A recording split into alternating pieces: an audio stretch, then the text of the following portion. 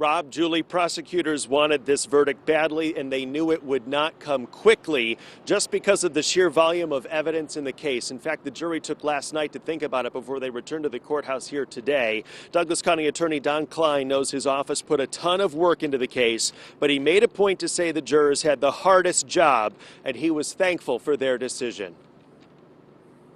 Oh, it was just a sense of, just a deep breath, like, okay, good. I mean, the jury understood, and again, we're so appreciative. Here's 12 people, or 15 people, 16 people actually, who took, this 5 weeks out of their lives and did one of the most important things they're going to do as a citizen of this great country that we live in, and that's be their jury service. And that's a big task. I mean, you're leaving your family, you're leaving your job, and you're sitting in the courtroom and you're not able to really say much, you're just listening. And that sometimes can be a difficult task, and they did it very well. They obviously listened to all the evidence very carefully, and they deliberated, and we're very pleased. Yeah, we're happy for the families. We had about 60 witnesses that we brought in from all over the country, and they were very cooperative. Our team did a lot of work on this, and the Omaha Police, like Don said, worked tirelessly with us, and so we just really appreciate the community's support, because there was sure a lot of that. Chief Deputy County Attorney Brenda Beadle there alongside Douglas County Attorney Don Klein. The jury's work in this is not done yet. They will be back here at the courthouse on Friday to decide on those factors on the death penalty. If they say yes on those factors, the death penalty sentence would then go to a 3-judge panel. That is, of course, if voters bring back capital punishment here in Nebraska in November. We're live at the Douglas County Courthouse. I'm David Earle, KETV News Watch 7. All right, David, thanks. You heard the defense off the top of the newscast, Bob Motta Jr. saying they have to swallow a bitter pill, summing up the verdict. And he says they fought like savage dogs for their client. KETV News Watch 7's Christina Engdahl continues our live team coverage.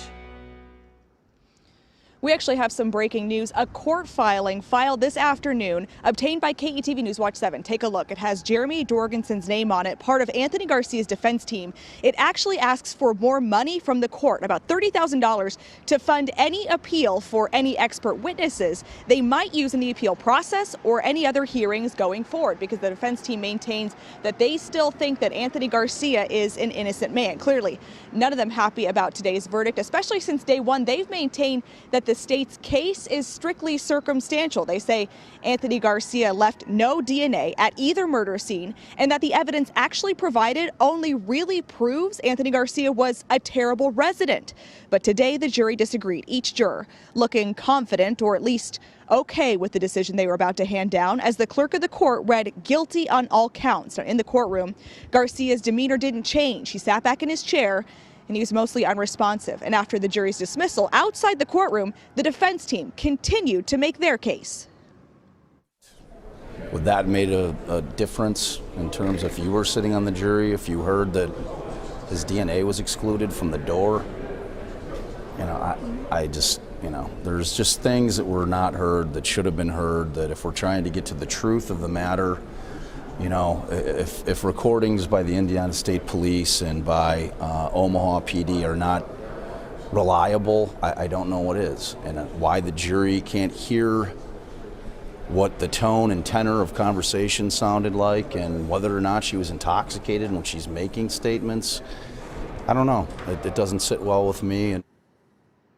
And Motta, of course, there was referring to some DNA evidence they say would have disproved that Anthony Garcia was at Butra's home also in May of 2013. But of course, the jury never got to hear that. Now, when asked if they thought that the real killer was still at large, Bob Motta Jr. and Sr. both said possibly. At the Douglas County Courthouse, Christina Engdahl, KETV News Watch 7. Thank you, Christina. It's been 6 long years for the Hunter and Sherman families. 3 years for the families of the Brombacks. Now, after so many questions, so many delays, they finally have answers. And KETV News Watch 7's Alexander Stone continues our live coverage. Outside the courtroom, we saw family of Garcia's victims emotional. Today's verdict signifying the end of a long fight for justice. Family members embraced as they left the courthouse. Dr. Claire Hunter, whose 11-year-old son Thomas was found murdered in the family's Dundee home back in 2008, left the courtroom without her husband this afternoon. Dr. William Hunter had testified earlier in the trial about coming home to find his son and the family's housekeeper, Shirley Sherman, dead. Sherman's own son and her ex-husband spoke after hearing Garcia's fate. Closure and just peace to my family. That's about it. That's all I got. I have mixed emotions, both for my kids and for myself. But he got what he deserved. We also spoke with Carol Brumbach by phone. Her brother Roger and his wife Mary killed in 2013. Brumbach saying she's overjoyed with the jury's decision. He said that Anthony Garcia is guilty as charged. He is a horrible, horrible person. What he did, he took valuable lives that he should have never have done just because he was jealous and angry. Carol Brumbach went on to say it's impossible to understand just how much this tragedy has shattered the lives of everyone involved. Reporting live, Alexandra Stone, KETV, Newswatch 7. Now, the defendant's family was in tears as the verdict was read. Afterward, Anthony Garcia's mother right there walked right past our cameras. None had any comment for us. Other city leaders weren't so quiet, though. Omaha's police chief was there as well.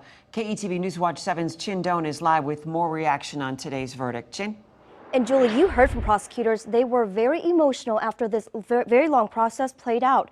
Don Klein even commended Omaha police. And OPD Chief Todd Schmader was in court to support his staff. He praised teamwork and the thousands of hours investigators put in to back up this case. I'll just say one thing. I was confident all along that the citizens of Douglas County and Omaha who comprise this jury would sift through the evidence, would sift through the theatrics and come to the right verdict. And they did. And moving forward, you know, let's remember the victims. And there really isn't any reason to mention or worry about Anthony Garcia any further. Thank you. And Mayor Jean Stothert issued a statement this afternoon. She says the Hunter, Sherman, and Brumbach families have waited years for this guilty verdict, and she hopes the end of the trial provides solace for the families. And the Court Services Bureau tells me about a dozen sheriff's deputies worked inside and outside the courtroom today for crowd control. Back to you.